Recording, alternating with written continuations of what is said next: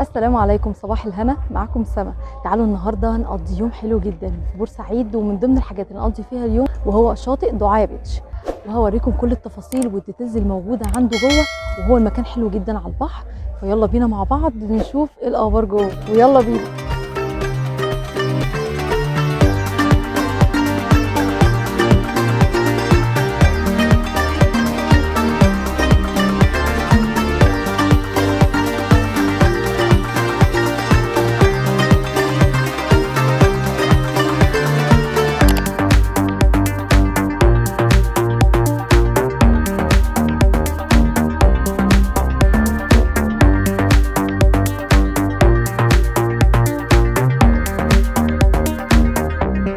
بصوا اساسا الدخله يا جماعه، الدخله بجد هايله، حاجه كده فاخر من الاخر. من البدايه كده انا مبسوطه جدا.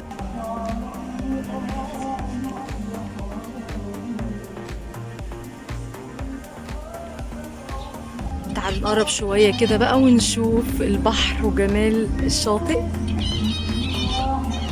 بصوا بقى الكافيه بادئ قاعده ازاي، قاعده بدوي بس هايله. هنشوف كل التفاصيل حالا.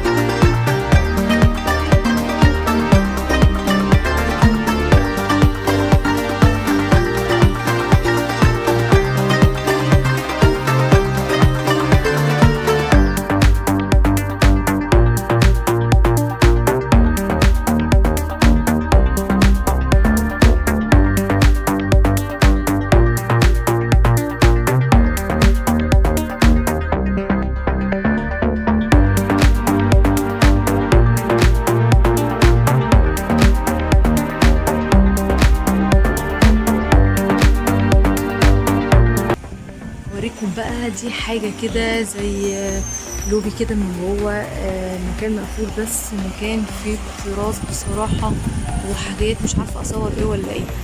بجد مكان رهيب، والتصوير فيه حلو جدا.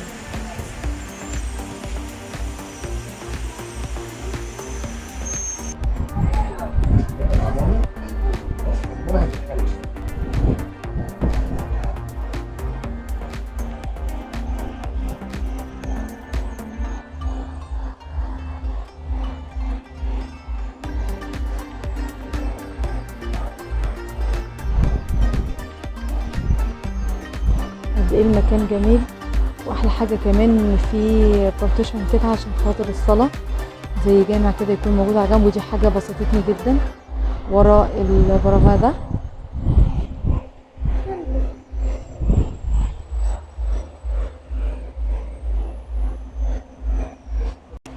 ده منيو الفطار والغدا، عندهم مأكولات كتير جدا. بس عايزه اقول لكم معلومه، بعد الساعه 12 الفطار بيكون خلص، لكن اللي عاوز ياكل، وده اللي انا اتفاجئت بيه، كنت ناويه ان انا اجي افطر هنا. قالوا لي ان الفطار خلاص الميعاد بتاعه خلص، لكن هجيب كرواسون، تشيز كيك، الحاجات البسيطه دي، الفطار الفافي فافي ده.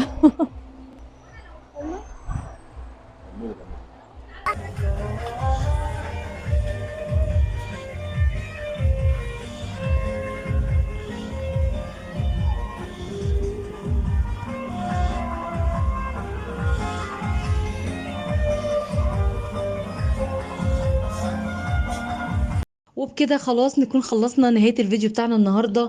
الملحوظات بتاعتي بصراحة المكان هايل جدا، مميز جدا، تقدري تصوري فيه بأريحية شديدة قوي، وأماكن كتير جدا جدا للتصوير. لكن الحاجة اللي ما عجبتنيش بقى هي إنه غالي جدا في الأسعار شوية، لكن طبعا ده بيكون حسب إمكانيات كل واحد. والملحوظة التانية اللي أنا برضو مش لطيفة بالنسبة لي، إن ممنوع منعا باتا أي أكل يكون معاكي تدخلي بيه المكان. وفي النهاية رب دايما أقدر أفيدكم، والسلام عليكم.